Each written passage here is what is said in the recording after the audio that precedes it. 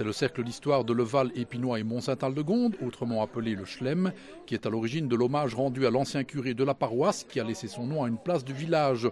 René Hanem est un personnage qui a compté à Leval. Il est donc assez logique pour des passionnés d'histoire de ne pas l'avoir oublié au moment de l'anniversaire de sa mort et d'honorer à travers lui tous les résistants de la Seconde Guerre mondiale. C'est le jour des morts et à une réunion du Chlem, de notre cercle d'histoire, nous avons décidé de célébrer l'anniversaire de la mort de l'abbé Hanem, qui a été décapité par les Allemands en 1943. Michel Monté relate l'histoire de l'abbé Hanem dans une édition spéciale de la revue du Cercle d'Histoire. Il y fait part de moult détails et l'on y trouve aussi quelques illustrations fortes. L'abbé Hanem est né à Châtelineau. Il a été vicaire à Couilly-les-Piétons, au Reux, et en 1939, il est arrivé comme curé de la paroisse Saint-Pierre. C'était un curé très zélé, très patriote, élevé très chrétiennement et on dirait maintenant c'était un dur, quoi.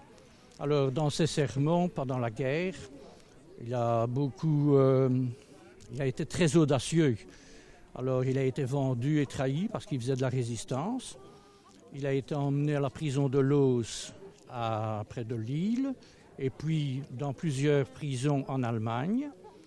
Et il a été décapité à Cologne en 1943. Donc le 4 novembre, il va y avoir 70 ans. On ne l'a pas enterré à Leval. Son corps est revenu à Leval. Évidemment, tout le village était là. Il y a eu des discours du représentant de l'évêque et du bourgmestre Séraphin Blondiot. Et puis, son corps est retourné à Châtelineau. Donc il est enterré dans la tombe familiale à Châtelineau. Parmi les participants à la sobre cérémonie de samedi, un homme était particulièrement ému. Il a bien connu l'abbé dont il était le filleul. Ça me fait plaisir, d'autant plus que je pensais qu'on ignorait tout de l'abbé Hanem. Moi, je connaissais son histoire par mon père, qui était un grand résistant. Et j'ai connu... l'abbé Hanem venait tous les jours chez moi, puisqu'il était le vicaire de Couilly-les-Piétons, où je suis né.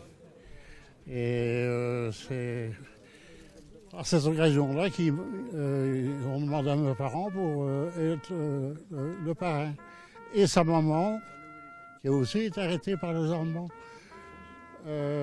c'est ma marraine aussi.